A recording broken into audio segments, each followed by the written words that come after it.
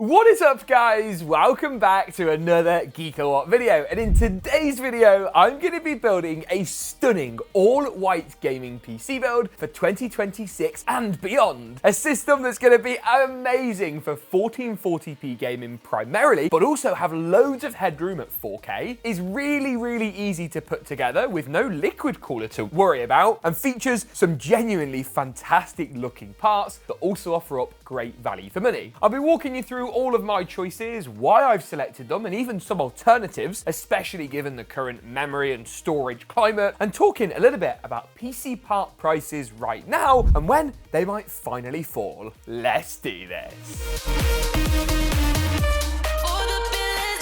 The Corsair frame configurator has landed, allowing you to make Corsair's frame 4000D case truly one of a kind. From a wide range of front panels that include clear RGB designs, tempered glass designs, and a range of wood finishes, to customizable motherboard trays for rapid route 2.0 cable support, change the PSU shroud to increase front radiator support, swap out the I/O, and even switch out the side panel to add additional fans or mount Corsair's Xeneon Edge screen on the side. Make the frame 4000D your own at the first link in the description below. Now, for those of you that don't know who I am, allow me just 2 moments to introduce myself. My name is James, and I've been building PCs here on the GeekaWhat YouTube channel for nearly 10 years, and I also own a pre-building company here in the UK called Geeka PC. So I like to think I kind of know a thing or two about the parts you should and shouldn't buy. Now, I'm going to start today's build with the big heavy-hitting gaming parts and begin with the GPU. Now, for this system today, I've gone for the ASUS Prime RX 9070 XT. Now, the idea here is that I wanted to pick a graphics card that had loads of headroom for solid 1440p gaming, but also pick something up that was going to perform well at 4K too. And that is where this comes in. Now, the 9070 XT is AMD's current gen highest end card. It competes with Nvidia's RTX 5070 Ti primarily, and does so at a more affordable price point. You get 16GB of video memory, which is going to be crucial for gaming at those higher resolutions. You've got loads of board partners to choose from. I've gone ASUS and their lovely white Prime card in this build, but the truth is there are loads and loads of options. I'm going to be looking at exact gaming benchmarks for this build a little bit later on, but if you want to compare this card against basically any other GPU on the market right now, you can check out our GPU comparison tool. It's totally free, it uses all of our own data, and we've spent a lot of time working on it. I'll link it down in the description below. Now, to pair up with the 9070 XT, I've gone for AMD's Ryzen 7 7800X3D processor. Now, if you're in the market for a build, you've probably heard a lot of talk already about CPU and GPU combos. And the reason people talk about these combos so much is because they're really important. And choosing the right CPU for the 9070 XT is a really critical decision to get right. Now, the 7800X3D comes with 8 cores and 16 threads. Great. It's also got good clock speeds,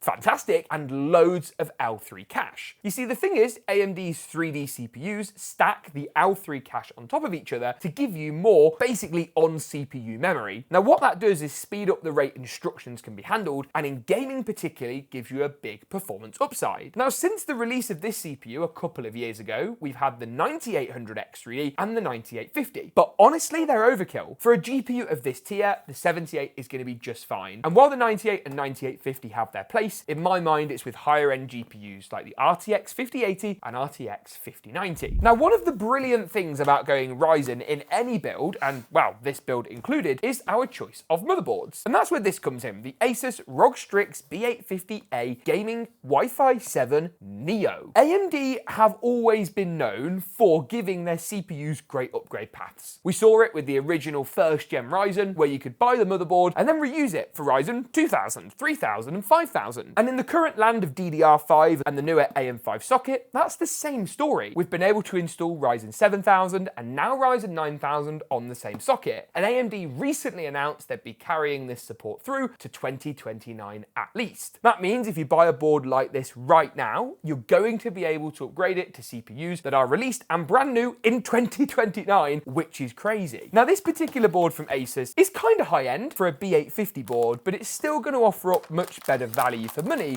than its X870 counterpart. And it does all of that with a gorgeous, truly white colour scheme. More on that in a moment. We've got our AM5 socket here, we've got 4 RAM DIMMs, we've got easy release for our graphics card. Our top NVMe slot is fully toolless, which makes installing the NVMe drive easier than ever. Looking at the rear I/O, we've got bags of connectivity. At the heart is, of course, Wi-Fi 7, we've got high-speed Ethernet, loads of high-speed USBs, and even an optical audio port, which is something I personally like to see. Not many of you are going to use it, but it's a great thing to look for when you're trying to work out how well a board has been spec'd. Perhaps the thing, though, that makes me the most excited about this board is the colour scheme. We've seen white PC components get more and more popular, and just look at how incredible this thing is. ASUS have made the RAM DIMMs white, finally. Same for the PCI slot, same for all the plastic mouldings on all of the connectors. Even, if you can see here, our USB 3 Type A headers are white as well, which just looks incredible. The back of the board has this grey PCB, which is also really rather nice, and as you can see, that thing is absolutely gorgeous. I really do think that ASUS, you might pay a little bit more, but if aesthetics are what you want, they get that side of their motherboards really, really right. In terms of the other hardware, let's talk about the RAM and the storage next, both coming in today's build from Teamgroup. This video is not sponsored, by the way. This is a drive and some memory I've had and used for a little while. Let's start with the RAM. I've got 32 gigabytes of DDR5. This is their Delta RGB. And for storage, I've got their NV5000. It's a PCI Gen 4 NVMe drive with a 1 terabyte capacity. I mentioned earlier that we were going to talk a little bit about the RAM and SSD market, because this stuff, flash storage, has got really, really expensive. In case you've been living under a very large rock and have no idea why that's the case, basically AI happened,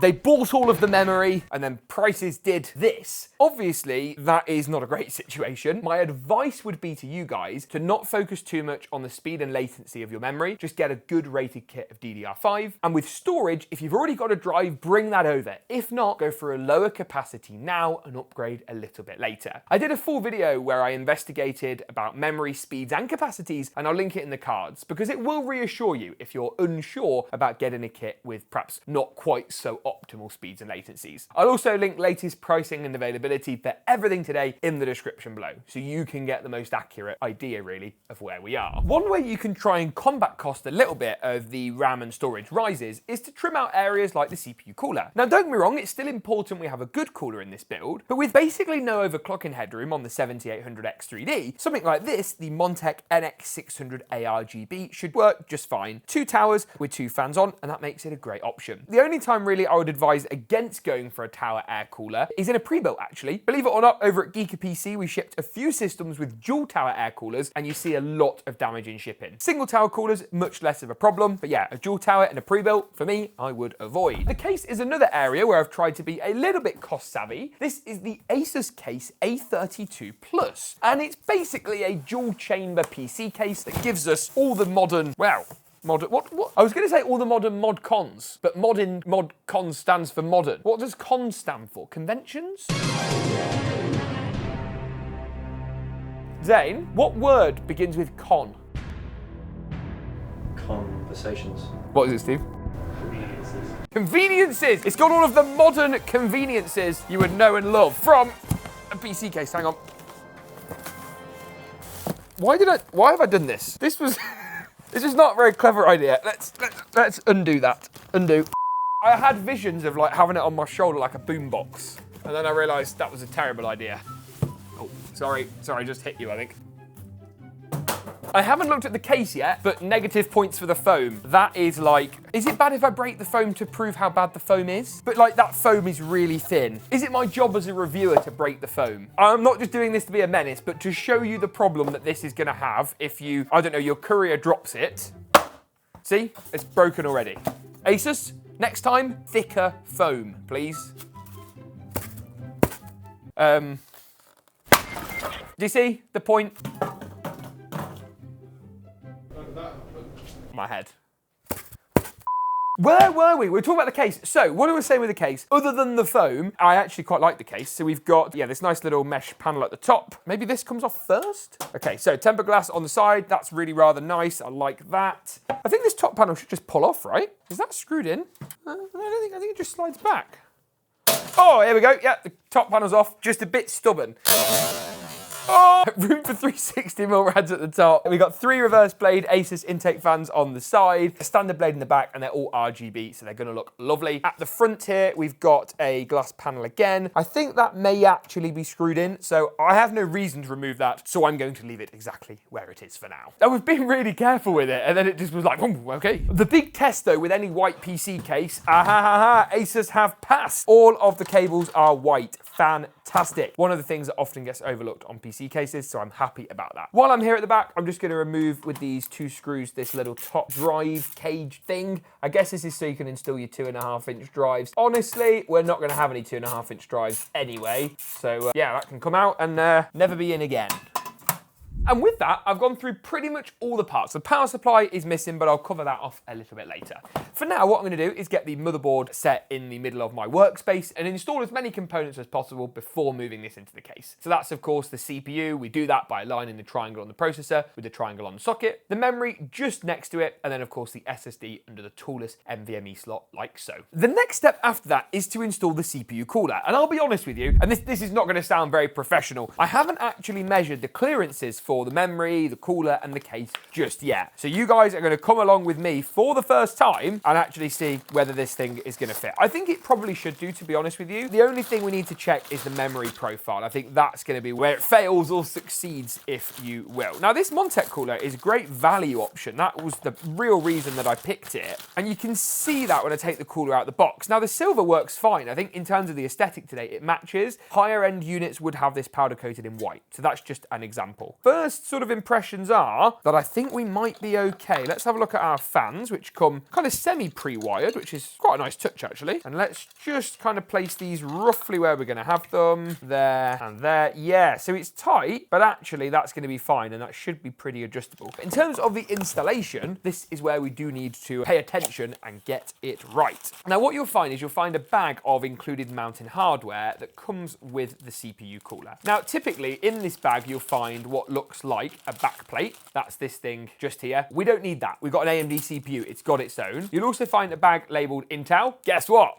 We don't need that either. And then you will find, what is this? A bag labeled AMD. Guess what? We do need that. Now, what we're going to do is we're going to remove the pre-installed mounting hardware around the motherboard and then add our AMD brackets, stoppers, and screws into place. A little something like so. The cooler is then going to secure down with the screw on the top and the bottom, not forgetting, of course, to add a little dab of thermal paste on before fastening it down. You'll notice here that I've left the fans off. That's on purpose, and I'll add those on a bit later. So the motherboard is all pretty much good to go, and the next step is sliding this into the case for the final compatibility check. What we need to make sure of is that the cooler is actually not too tall and it's not going to interfere with the glass. Now, so far, if I had to kind of give you a quick assessment, I would say we're good, but let's double check, because I feel like we don't want to get right to the end of the build video today and then be like, oh dear, does it fit? Does it fit? Yes, it does. And that panel is fully closed. You can even see that. I can't get my finger in necessarily, but there is a little bit of a gap. So what you're then going to do is screw down the motherboard using all of the screw holes. So there's 3 at the top, 3 along the middle, and 3 down the bottom for an ATX config. A little something like so.